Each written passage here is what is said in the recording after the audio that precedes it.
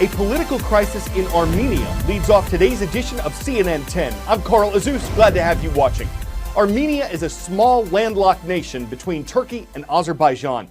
Its government is officially a parliamentary democracy, but large protests welled up in the country's capital recently because the Armenian public believed their former prime minister had done something unconstitutional.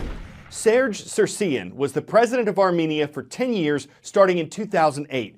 During that time, he promoted changes in the nation's constitution that made the office of prime minister more powerful than the presidency. And though he said he would not try to become prime minister after his term as president ended, the nation's parliament, which is controlled by Sargsyan's political party, elected to give him the job anyway. Tens of thousands of people protested. They saw this as an illegal power grab.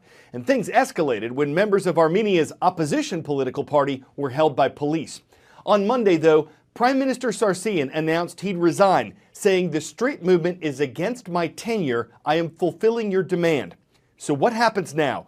Armenia is faced with the task of working out some sort of political compromise so the nation can move forward. There have also been some rapid changes on the Korean Peninsula. In late 2017, the international community placed the toughest sanctions, economic penalties, that it's ever put on North Korea after the communist country flaunted its nuclear and missile programs. Now, just a few months later, North Korea's weapons tests have apparently quieted down, and the country's dictator, Kim Jong-un, looks like he's ready to turn his back on years of isolation to appear on the world stage. He's preparing for a summit that'll be held later this week with South Korean President Moon Jae-in and a possible meeting in May or early June with U.S. President Donald Trump. Both South Korea and the U.S. have been rivals of North Korea since fighting stopped in the Korean War in 1953.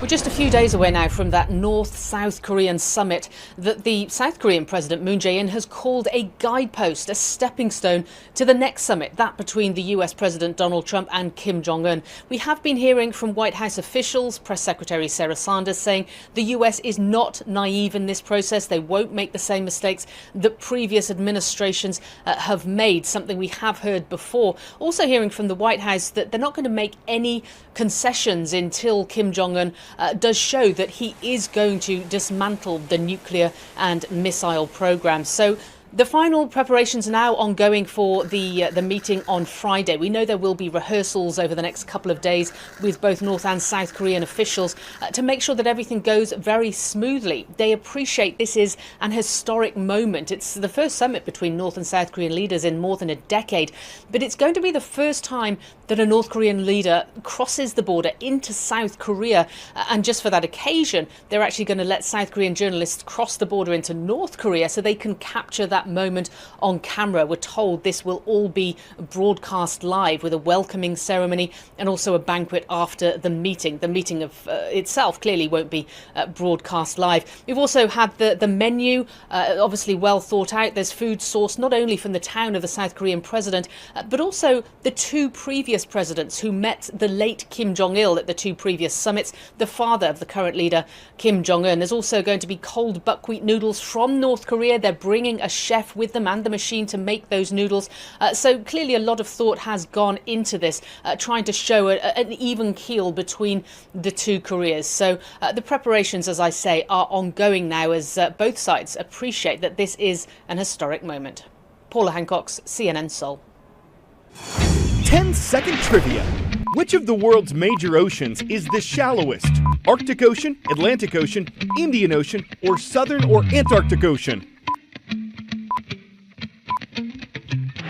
The Arctic Ocean has the distinction of being both the shallowest and smallest ocean in the world. We reported on the Great Pacific Garbage Patch. Now it looks like the Arctic Ocean has one of its own, but it's not necessarily visible to the naked eye. Researchers gathered samples from the Arctic in 2014 and 2015, and they say they detected a tremendous amount of microplastic particles. Those are pieces of plastic smaller than 5 millimeters. It's possible that animals at the bottom of the food chain could be eating them. And scientists say the biggest sources for this type of pollution included packing materials, nylon, paint, and a fiber often found in cigarette filters. They believe some of these particles probably traveled through the air at some point on their journey. Last week, we mentioned how scientists had developed an enzyme that can help break down a common form of plastic called polyethylene terephthalate, or PET. Here are the details on how that works. PET is found in everything from plastic bottles to clothing. First developed in the 1940s, it's now a major part of our plastic problem. Euromonitor International forecasts that more than 600 billion PET bottles will be made next year alone. PET can take hundreds of years to break down in the environment, but now scientists have stumbled upon a shortcut. So a couple of years ago, there was a Japanese group that made this spectacular discovery of a bacteria that can digest PET plastic in a recycling dump in Japan. And what we've done is we've taken the enzyme that this bacteria produces. That enzyme is called PETase. It works, but it doesn't work fast enough to use on an industrial scale. Using this particle accelerator in Oxfordshire, UK, McGeehan, along with his colleagues in Brazil and the US, examined the enzyme right down to the atomic level. They found that by tweaking it slightly, it could break down plastic at an even faster rate. The bacteria can break this down in a matter of days or weeks, but what we're hoping to do with the enzyme is just in the same way you use an enzyme in a biological washing detergent, breaking down grass stains. These enzymes, we hope, can break down PET, ideally in a matter of hours. That's our goal. McGeehan says it was the scientific community that developed plastics, and now that same community must use all the technology at their disposal to find solutions to the problems plastics have caused. You're about to learn why I was told to be careful with today's 10 out of 10 segment. First, it's about the seventh planet from the sun. That's Uranus. Second, it's about what scientists say they've detected in the planet's clouds. Hydrogen sulfide. That's the molecule that gives rotten eggs their stanky smell. So the possibly pungent planet probably isn't particularly pleasant, but it also isn't likely anyone would notice since people couldn't survive there. Still, if they wanted to take a trip, they'd have to carefully plan it. The journey alone would stink. Traveling more than 1.5 billion miles could take 9 years, so maybe you'd want to Saturn your attention to the ringed planet or Neptune your compass to the farthest one. The seventh planet may not pass the sniff test. I'm Carl Azus, and I'm unwilling to say any more than that.